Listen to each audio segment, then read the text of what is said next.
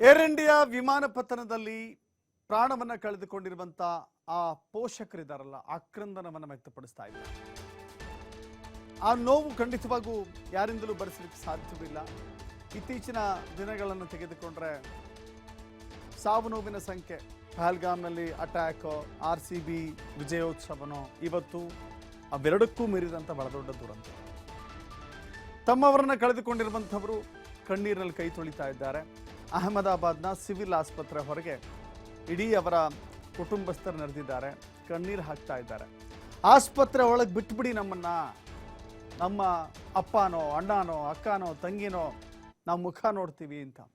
ಪಾಪ ಇಷ್ಟೊಂದು ತೀವ್ರ ಮಟ್ಟದ ಸ್ಫೋಟ ಆಗಿದೆ, ಬೆಂಕಿಯ ಜ್ವಾಲೆಯಲ್ಲಿ ಬಂದಿರುವಂಥವ್ರಿಗೆ ಕೊನೆಯ ಬಾರಿ ಮುಖವನ್ನು ನೋಡಲಿಕ್ಕೆ ಅವಕಾಶ ಸಿಗುತ್ತಾ? ಇವರು ನಮ್ಮವರು, ನಮ್ಮ ಸಂಬಂಧಿಕರು, ನಮ್ಮ ಅಣ್ಣನೋ ಅಪ್ಪನೋ ಅಂತ ಹೇಳ್ಕೊಳ್ಳಿಕ್ಕೆ ಮುಖದ ಚಹರೆ ಪತ್ತೆ ಆಗುತ್ತಾ? ಯಾಕಂತ ಹೇಳಿದ್ರೆ ಅಷ್ಟೊಂದು ದೊಡ್ಡ ಭೀಕರವಾದಂಥ ಬೆಂಕಿಯ ಜ್ವಾಲೆ, ಆ ಬೆಂಕಿಯ ಜ್ವಾಲೆಯಲ್ಲಿ ಬೆಂದು ಹೋಗಿದ್ದಾರೆ. ಲಂಡನ್ಗೆ ಹೊರಟವರು ವಾಪಸ್ ಬರಲಿಲ್ಲ ನಮ್ಮ ಮನೆಗೆ ಅಂತ ಹೇಳಿ ಒಂದು ರೀತಿ ಆಕ್ರಂದನ ಇದೆ. ಆದರೆ ಮುಖಗಳನ್ನು ನೋಡಿ ಗುರುತು ಹಿಡಿಯುವಷ್ಟು ಅವಕಾಶ ಸಿಗುತ್ತಾ ಇಲ್ವಾ ಗೊತ್ತಿಲ್ಲ. ಅದನ್ನು ಇಮ್ಯಾಜಿನ್ ಮಾಡ್ಕೊಳ್ಳಿಕ್ಕೂ ಈ ಹಂತದಲ್ಲಿ ಸಾಧ್ಯವಾಗ್ತಾ ಇಲ್ಲ. ಈ ಕಾರಣದಿಂದಲೇ ಶವಗಳ ಅದಲು ಬದಲಾಗುವಂಥ ಸನ್ನಿವೇಶ ಆಗತ್ತೆ. ಕುಟುಂಬಸ್ಥರು ಬರ್ತಾರೆ, ಯಾವುದೋ ಶವವನ್ನು ಕೊಟ್ಬಿಟ್ರೆ, ಯಾರೋ ಅಂತ್ಯಕ್ರಿಯೆ ಮಾಡಿಬಿಟ್ರೆ ಹೆಂಗಾಗತ್ತೆ? ಸೊ ಹೀಗಾಗಿ ಸುಟ್ಟು ಕರಕಲಾಗಿರುವಂಥ ದೇಹಗಳ ಭಾಗಗಳು ಒಂದು ಕಡೆ, ಛಿದ್ರಗೊಂಡಿರುವಂಥ ಭಾಗಗಳು ಬೇರೆ, ಅದನ್ನು ಹೆಂಗೆ ಜೋಡಿಸಿ ಕೊಡೋದು ಅನ್ನೋದು ಕೂಡ ಬಹಳ ದೊಡ್ಡ ಆಘಾತದಲ್ಲಿದ್ದಾರೆ. DNA ಟೆಸ್ಟ್ ಅದಕ್ಕೆ ಅನಿವಾರ್ಯ ಅಂತ ಕಾಣಿಸುತ್ತೆ.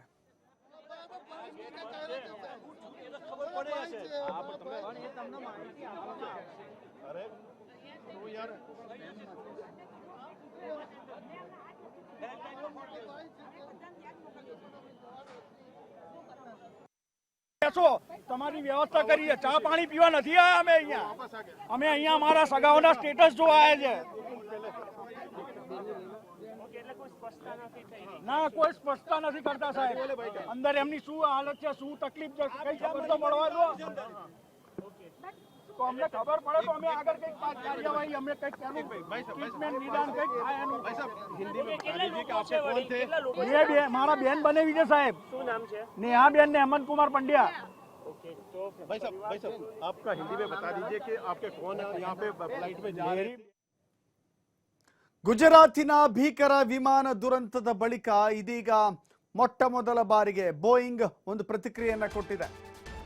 ಬೋಯಿಂಗ್ ಒಂದು ಸುಸಜ್ಜಿತ, ಒಂದು ಕ್ವಾಲಿಟಿ, ಒಂದು ಸೇಫ್ಟಿ ಇರುವಂಥ ವಿಮಾನ ಅಂತ ಅಂದುಕೊಂಡಿದ್ರಲ್ಲ, ಏನಾಯಿತು ನಮ್ಮ ಗಾಬರಿಯಲ್ಲಿ ಇದೀಗ ಬೋಯಿಂಗ್ ಸಂಸ್ಥೆಯು ಕೂಡ ಪ್ರತಿಕ್ರಿಯೆ ಕೊಡ್ತಾ ಇದೆ. ನಾವು ಏರ್ ಇಂಡಿಯಾ ಜೊತೆ ಸಂಪರ್ಕದಲ್ಲಿದ್ದೇವೆ ಅಂತ ಹೇಳ್ತಾ ಇದ್ದಾರೆ.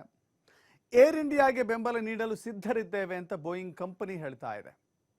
ವಿಮಾನ ಪತನ ಬಗ್ಗೆ ಬೋಯಿಂಗ್ ಸಂಸ್ಥೆ ಪ್ರತಿಕ್ರಿಯೆ ಕೊಡ್ತಾ ಇದೆ. ಯಾರ ಜೊತೆ ನಿಲ್ತಾರೋ ಗೊತ್ತಿಲ್ಲ. ಬಟ್ ಈ ಮೃತಪಟ್ಟಿರುವಂಥ ಕುಟುಂಬದ ಕಥೆ ಏನು, ಅವ್ರ ಜೊತೆ ನಿಲ್ಲಬೇಕಾಗಿದೆ. ಏರ್ ಇಂಡಿಯಾ ಜೊತೆ ಬೋಯಿಂಗ್ ನಿಲ್ಲುತ್ತೋ, ಬೋಯಿಂಗ್ ಜೊತೆ ಏರ್ ಇಂಡಿಯಾ ನಿಲ್ಲುತ್ತೋ? ಇಲ್ಲ, ಮೃತಪಟ್ಟವರ ಕುಟುಂಬದವರ ಜೊತೆ ಎಲ್ಲರೂ ನಿಲ್ಲಬೇಕಾಗಿದೆ ಇವತ್ತು. ಒಂದು ಕಡೆ ಹೇಳುತ್ತೆ, ಎಲ್ಲೋ ಒಂದು ಕಡೆ ವೈಫಲ್ಯ ಕಾಣಿಸ್ತಾ ಇದೆ ಅಂತ ಹೇಳಿ DGCA ಮೊದಲೇ ಹೇಳಿತ್ತು. ಏರ್ ಇಂಡಿಯಾ ಅದನ್ನು ನಿರ್ಲಕ್ಷ್ಯ ಮಾಡಿತ್ತು ಅನ್ನೋದು ಪ್ರಾಥಮಿಕವಾದಂಥ ತನಿಖೆಯಲ್ಲಿ ಅಥವಾ ಮೇಲ್ನೋಟಕ್ಕೆ ಅದು ಗೊತ್ತಾಗ್ತಾ ಇದೆ. 6 ತಿಂಗಳ ಹಿಂದೆನೇ ಎಚ್ಚರಿಕೆ ಕೊಟ್ಟಿದ್ರು ಕೂಡ ಅದನ್ನು ಸರಿಪಡಿಸದೆ ಹಾರಾಟ ಮಾಡಿದ್ದು ಏರ್ ಇಂಡಿಯಾ ತಪ್ಪು ಅನ್ನುವ ವಾದಗಳಿದ್ದಾವೆ. ಅದನ್ನ ಈಗಲೇ ಕನ್ಕ್ಲೂಷನ್ಗೆ ಬರಕ್ಕೆ ಆಗೋದಿಲ್ಲ. ಆದರೆ ಯಾವುದೇ ಒಂದು ಸುಸಜ್ಜಿತ ವಿಮಾನ ಇರಲಿ, ಅದನ್ನು ಮೇಂಟೆನೆನ್ಸ್ ಮಾಡೋದು ಕೂಡ ಮುಖ್ಯವಾಗುತ್ತೆ. ಅದು ಇಲ್ಲಿ ಲೋಪ ಎದ್ದು ಕಾಣಿಸ್ತಾ ಇದೆ. ಗುಜರಾತಿನ ಏರ್ಪೋರ್ಟ್ನಲ್ಲಿ ಈ ರೀತಿಯ ದುರಂತ ಸಂಭವಿಸಿದೆಯಲ್ಲ, ನಿಜಕ್ಕೂ ಕೂಡ ಗುರುತೇ ಸಿಗದಷ್ಟು ಆ ದೇಹಗಳು ಸುಟ್ಟು ಕರಕಲಾಗಿದ್ದಾವೆ. ಗುರುತು ಹಿಡಿಲಿಕ್ಕೆ ಸಾಧ್ಯವೇ ಇಲ್ಲ. ಆ ಸನ್ನಿವೇಶವನ್ನು ಊಹಿಸಿಕೊಳ್ಳಕ್ಕೂ ಸಾಧ್ಯವಿಲ್ಲ. ಛಿದ್ರವಾದಂಥ ದೇಹಗಳ ಭಾಗಗಳನ್ನು ಜೋಡಿಸೋದು ಹೇಗೆ ಅಂತ ಯೋಚನೆ ಮಾಡ್ತಾ ಇದ್ದಾರೆ. ಯಾವ ದೇಹಕ್ಕೆ ಯಾವ ಭಾಗವನ್ನ ಜೋಡಿಸಬೇಕು 242 ಜನ ಇದ್ದಾರೆ ಅವರು. ಕೆಲವು ಕಡೆಗಳಲ್ಲಿ ಸುಟ್ಟು ಕರಕಲಾಗಿರುವಂಥ ದೇಹ ಇದೆ. ಅವರ ಬಳಿ ಯಾವುದೇ ರೀತಿಯ ಐಡೆಂಟಿಟಿ ಕಾರ್ಡನ್ನು ಹುಡ್ಕೋಕ್ಕೂ ಸಾಧ್ಯವಿಲ್ಲ. ಜೇಬಲ್ ಪರ್ಸಲ್ಲಿ ಅವ್ರ ಬಳಿ ಒಂದು ಐಡೆಂಟಿಟಿ ಕಾರ್ಡ್ ಇರುತ್ತೆ. ಅವ್ರು ನಮ್ಮವರು, ಮೃತಪಟ್ಟಿರೋರು ನಮ್ಮವರು ಅಂತ ಹೇಳೋಕ್ಕೂ ಸಾಧ್ಯ ಇಲ್ಲ ಈಗ. ಯಾಕೆಂದರೆ ಅವರ ಇಡೀ ದೇಹ ಬೆಂದು ಹೋಗಿದೆ, ಸುಟ್ಟು ಹೋಗಿದೆ.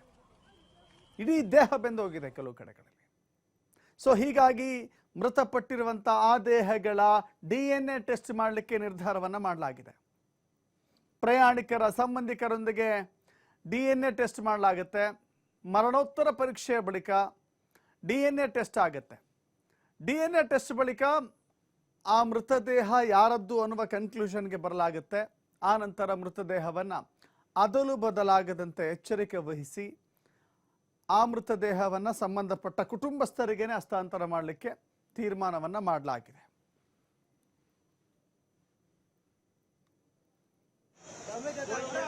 हाँ बस वही है मेरे पास अभी. दूसरा धर्मेश जी है, धर्मेश जी को फोन कर दीजिए एक बार.